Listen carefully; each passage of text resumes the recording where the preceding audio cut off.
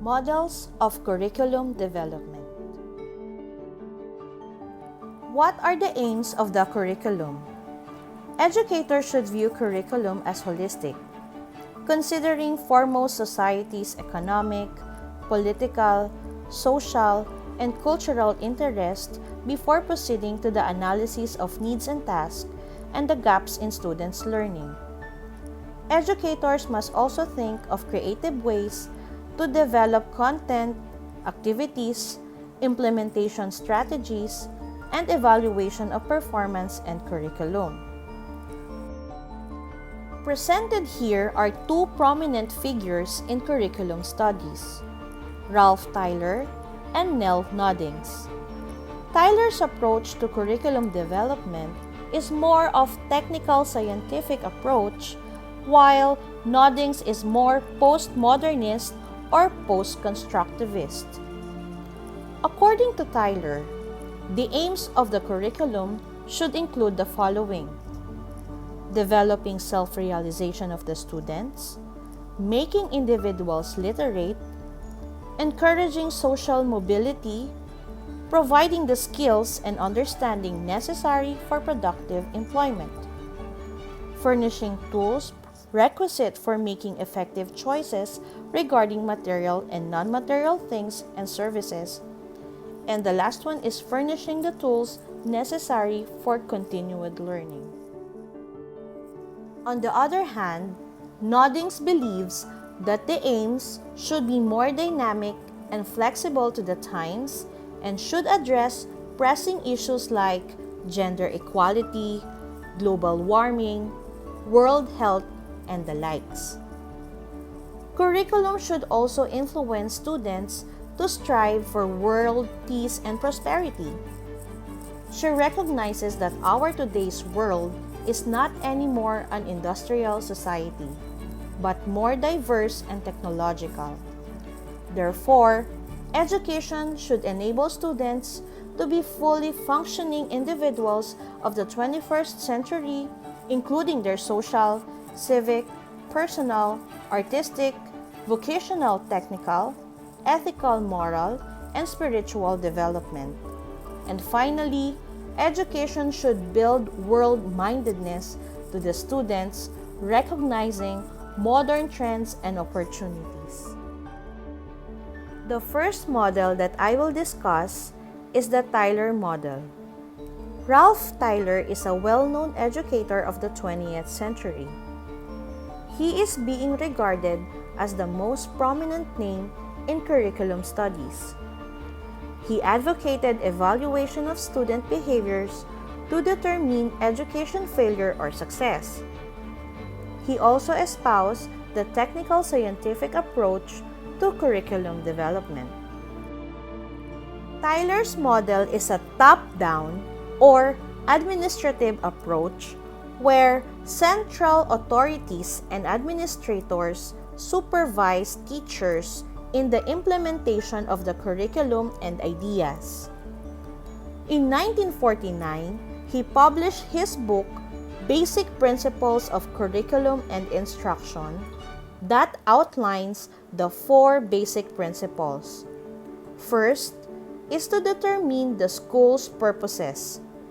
The school should gather data from the needs of the subject matter, learners, and society.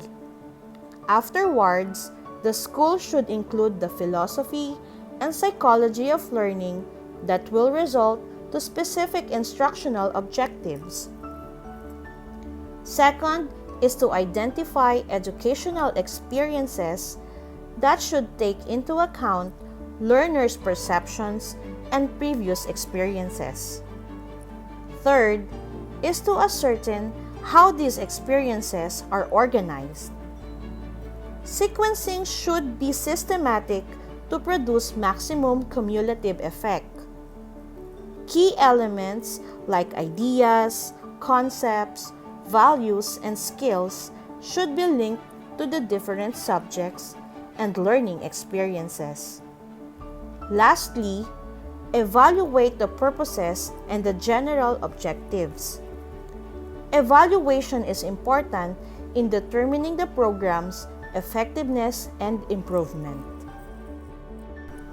Moving on, Hilda Taba, a colleague of Tyler, has a different approach in curriculum development. She believes that curriculum should be designed by its users or the teachers themselves, not the school authorities and administrators. For her, the educators should create specific teaching learning units from students in order to build the general design. She uses an inductive approach, or from specifics to general, to formulate objectives. In 1962, she published the book Curriculum Development, Theory and Practice, where she introduced the grassroots approach involving 7 steps. The first step is the diagnosis of needs, where the teacher identifies the needs of the students through the needs analysis. Second step is the formulation of objectives. The third step is the selection of content. Objectives will dictate the curriculum's content and its significance and validity. Fourth step is the organization of content, where the teacher put it to a sequence considering the learner's maturity, academic achievement, and interest.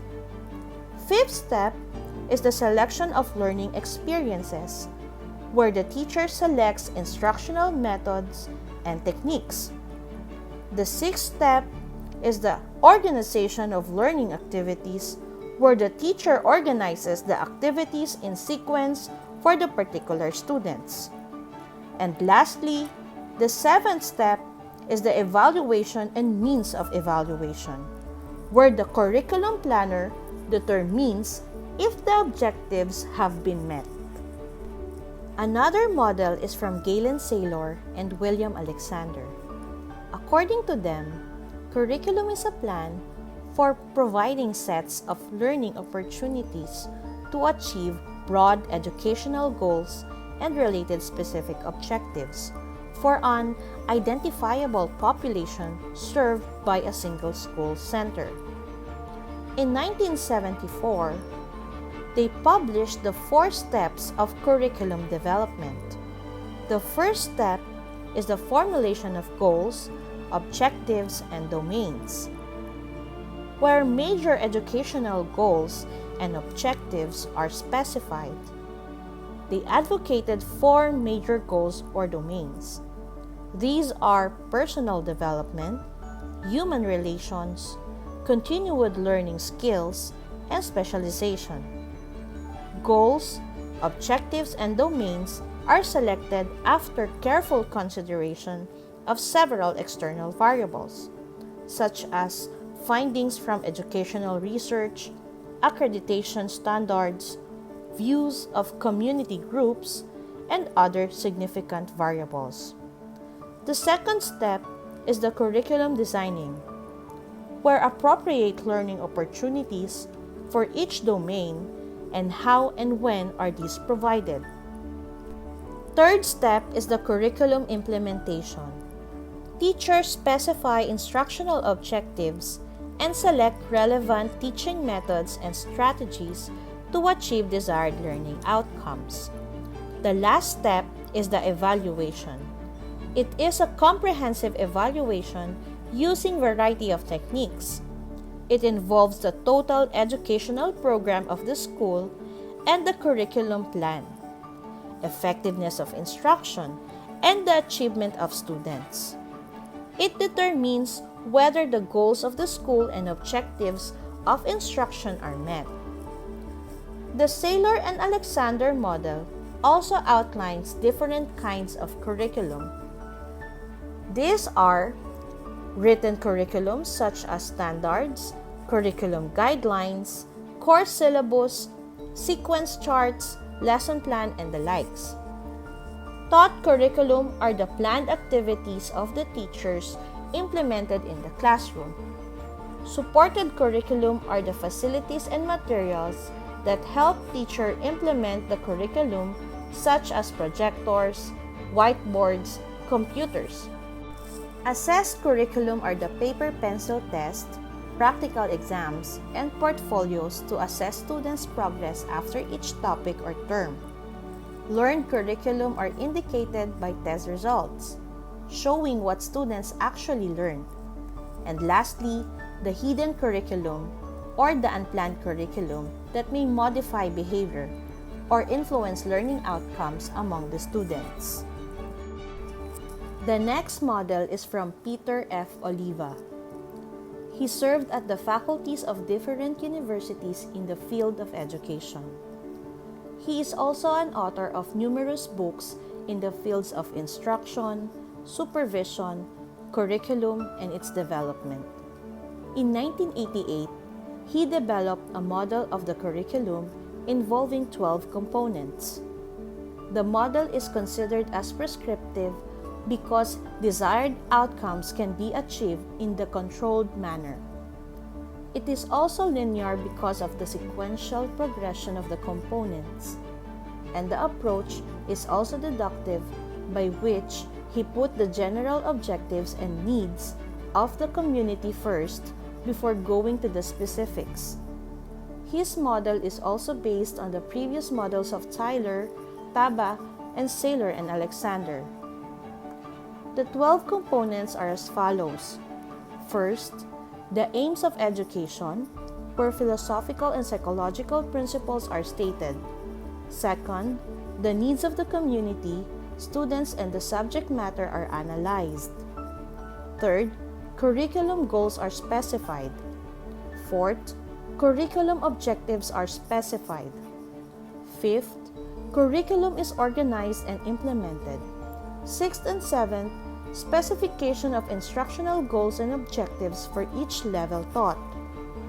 Instructional goals and objectives are also stated. Eighth, instructional strategies are implemented with students in the classroom. Ninth, planning ahead to consider ways to assess achievement. 10th, instructional phase allows for reflection on instructional strategies and selection of the tool to measure student performance. 11th, evaluation of instruction. And lastly, evaluation of curriculum. James MacDonald, on the other hand, promotes technological rationality that prioritizes knowledge acquisition and an efficient educational system. According to him, curriculum is just one part of 4 interacting systems. Curriculum goals are operative in the instructional setting through effective teaching activity as evidenced by learning or changed behavior of students. The 4 interacting systems are curriculum, which is a social system that culminates a plan for instruction. Instruction, which is a social system in which formal teaching and the learning process occur, which involves primarily the teacher and the learner. Teaching, which is a personality system involving a teacher performing his professional roles. And lastly, learning, which is a personality system wherein the students perform task-related activities or behaviors which produce learning. The last model that I will discuss is the Eisner model. Elliot Eisner is a professor of education and art at Stanford University and is considered a champion of arts education. The focus of his academic research is the development of aesthetic intelligence and the uses of critical methods from the arts to improve educational practice. He argued that curriculum that includes music, dance, and art is essential in developing critical thinking skills in children and has a big role in educating the whole child. He also believes that there is a need to develop a new theory that recognizes the artistry of teaching, which is useful in helping the teachers develop those arts. In 1979, Eisner published a book that introduced his 7 steps approach or the artistic approach to curriculum development. The first step is formulating the goals and priorities, where he thinks it should be more general as it is not always possible to define specific. The second step is the content of the curriculum, where the educator should consider the needs of individual students, society, and the subject matter. The third step is the types of learning opportunities, where education imagination comes into play in order to transform goals and contents into events that will have educational consequences to the students. The fourth step is the organization of learning opportunities, which is like a spider web, suggesting learning is not linear. The fifth step is the organization of content areas that put emphasis on cross-curricular organization of contents. The sixth step is the mode of presentation and mode of response, which suggests a wide variety of mode of presentation to meet various learning styles. Lastly, the types of evaluation, which is not viewed as the final step, but as something that pervades the entire process and its improvement. Game time!